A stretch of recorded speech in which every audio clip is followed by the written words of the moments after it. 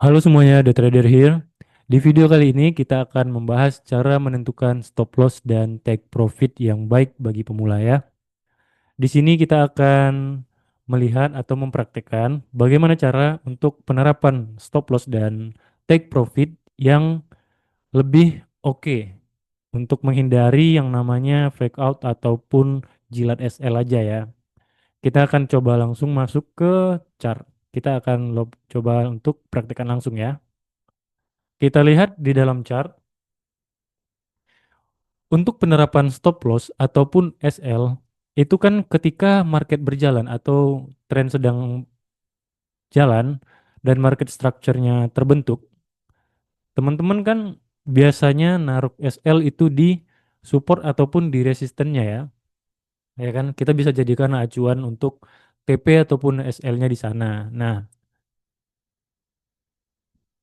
ketika market structure-nya ini sudah terbentuk dan kita sudah entry, jangan teman-teman taruh ini stop loss-nya itu pas-pasan dengan yang namanya support sebelumnya. Kenapa? Karena itu akan sedikit berisiko, teman-teman. Berisikonya karena ketika harga mengalami penurunan, tentu kan candlenya ada yang namanya ekor ya kan atau wick-nya. Terkadang wick-nya ini nyentuh balik ke supportnya dan lanjut naik, ya kan? Dan nyentuh TP teman-teman. Kayak gitu biasanya. Dan itu yang kebanyakan terjadi. Dan itu kenapa kita harus meletak atau memposisikan stop loss kita itu sedikit di bawah dari support ataupun resisten yang ada. Diberi jarak sedikit teman-teman. Sekitar beberapa pips gitu ya kan. Beri ruang sedikit untuk menghindari yang namanya jilat SL doang atau stop hunter ataupun stop loss hunter gitu ya kan. Kita hindari itu. Untuk itu kita melebihkan untuk menaruh SL-nya itu di bawah sedikit. Dan untuk TP kita bisa menggunakan resisten terdekat. Untuk resisten itu bisa kita taruh di wick ataupun di bodinya. Tapi yang bagusnya itu di bodinya ya teman-teman. Karena kalau di wick itu biasanya jarang kejemput. Itu kenapa kita menaruh TP-nya sejajar dengan body, jangan di wick-nya ya. Untuk penerapannya langsung kita coba langsung lihat ke chart. Nah, di sini teman-teman kan bisa lihat nih, ada yang namanya support kan. Misalnya teman-teman udah open posisi buy nih di sini, dia udah breakout. Oke, kita taruh langsung posisi. Ada support terdekat di sini teman-teman taruh di supportnya. Nah, ketika kita taruh supportnya dan TP-nya sudah oke di resisten sebelumnya, tetapi karena teman-teman meletakkan SL sejajar dengan support sebelumnya itu rawan kejilat teman-teman. Contohnya seperti ini kan, harga sudah bagus untuk breakout dan dia melanjutkan kenaikan dari harganya. Teman-teman taruh di supportnya SL-nya ini hasilnya kegocek ya kan. Tapi coba teman-teman lapangkan atau beri ruang sedikit lagi untuk stop loss-nya itu di bawah dari support. Nah, perbedaan yang sangat jauh bukan? Yang tadinya harusnya kena SL jadi malah TP, ya kan? Dengan RR atau rasionya itu 1:2 atau 1:1 itu sebenarnya sudah oke, tapi kita buat 1:2 di 30-an. Nah, kena, ya kan? Berbeda ketika teman-teman taruh pas dengan supportnya. Itu rawan kejilat. Begitu teman-teman. Untuk eh, TP begitu juga. Kita bisa letak di body candle-nya, jangan di ujung dari wick-nya atau ujung dari ekornya karena rawan juga teman-teman. Kadang harga kan cuman nyentuh dia memang naik. Dia harganya naik, tetapi kebanyakan dia sampai ke ininya aja, sampai ke bodinya aja ya kan. Sampai ke body dia melanjutkan penurunan. Dia buat structure lagi, melanjutkan penurunan dan teman-teman malah kena SL. Begitu. Tapi karena di sini contohnya itu naik dan pas dengan market rally, dia melanjutkan kenaikannya. Begitu. Ini untuk contoh dari profitnya. Coba kita cari contoh untuk yang ini ya stop lossnya ya yang kena ya. Nah, coba kita taruh. Nah, di sini kita sudah melihat marketnya naik. Tiba ada candle engulfing, kita masuk SL taruh di sini di bawah supportnya sedikit, ya kan? Teman-teman ini contohnya ngambil di resisten yang atas. Teman-teman agak sedikit maruk nih. Taruh di atas ini ya kan. Dari wick candle sebelumnya di sini. Nah, aku pengen take profitnya sejauh mungkin nih Bang biar dapat keuntungan yang lebih besar ya kan. Teman-teman taruh nih di atas wicknya ini untuk TP-nya ya kan. Kita taruh di atas wicknya TP. Oke, harga sudah sempat sentuh ke atas, tapi belum nyentuh TP malah balik ke stop loss. Itu dia teman-teman. Jadi untuk take profit itu sebaiknya di body candle-nya aja yang terdekat ya kan. Ketika sudah risk rasionya sudah 1:2 ataupun 1:1 itu sebenarnya sudah oke. Teman-teman tinggal taruh di body terdekat di resistennya. Udah TP ya kan.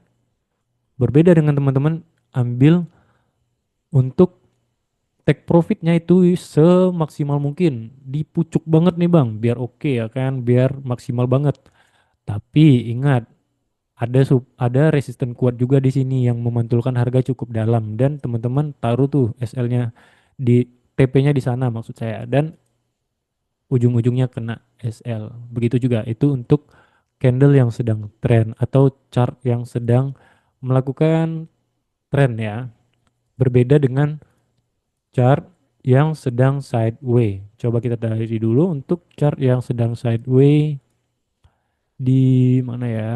Nah, di sini. Contohnya, ada sideway kecil. Teman-teman manfaatkan itu cara pemanfaatannya sedikit berbeda dengan tren ya. Cukup ini tandai untuk support dan resistennya terlebih dahulu, ya kan? Tandain supportnya sudah dapat, tandain resistennya yang oke, sudah dapat. Ada ini pemantulan sedikit yang lebih banyak. Nah, itu dia. Di sini juga oke. Nah, untuk market yang sideway ataupun ranging ataupun konsolidasi banyak sebutannya, teman-teman bisa gunakan yang namanya buy di bawah, sell di atas sesuai dengan support dan resisten yang ada. Teman-teman bisa taruh misalnya di sini dia sideway kan, teman-teman taruh di harga support. Kita taruh ngebuy ini misalnya. Kita taruh di bawah, udah pas. Nah, teman-teman taruh di resistennya sedikit di bawah. Nah, udah TP kan? Udah TP nih yang pertama. Nah, ada lagi di atas. Karena market sideways, teman-teman langsung hantam atas. Oke, kita taruh di atas sedikit dari resistennya. Tetapi di sini kita kena SL. It's okay, karena masih 1:2. Kita masih untung satu ya. Dari yang sebelumnya. Ya kan? Oh, tidak. Ternyata TP kita di sini, teman-teman. Ada lagi nih masuk. Ya kan? Masuk lagi. Kita taruh di atas resisten sebelumnya yang di sini tadi ya. Atas sedikit atau sejajar. Oh, kita kena SL. TP-nya di sini sedikit dah. Nah, ini kan masih terhitung kita masih profit teman-teman. Kita dengan 4% keuntungan dan 1% kerugian. Kita masih untung 3%. Itu masih oke banget sebenarnya. Nah, begitu cara penerapan atau pengimplementasian dari market yang sedang sideways dilebihkan ya teman-teman jangan dipas-pasin dengan support ataupun resisten untuk meletakkan SL dan TP itu kalau SL lebihkan sedikit di bawah dari supportnya contohnya kan kembali kita lebihkan sedikit di bawah dari support dan untuk TP kita turunkan sedikit dari resistennya nah ataupun di body candlenya itu sudah oke banget sebenarnya rasionya pun juga masih 1:3 malah 0,5 SL 15 untuk TP kita itu 1:3 udah oke banget teman-teman ya kan begitu juga dengan posisi sell lebihkan sedikit SL-nya dari resisten yang ada beri ruang agar SL kita ini tidak hanya terjilat doang dan harga berbalik arah menyentuh TP kita ya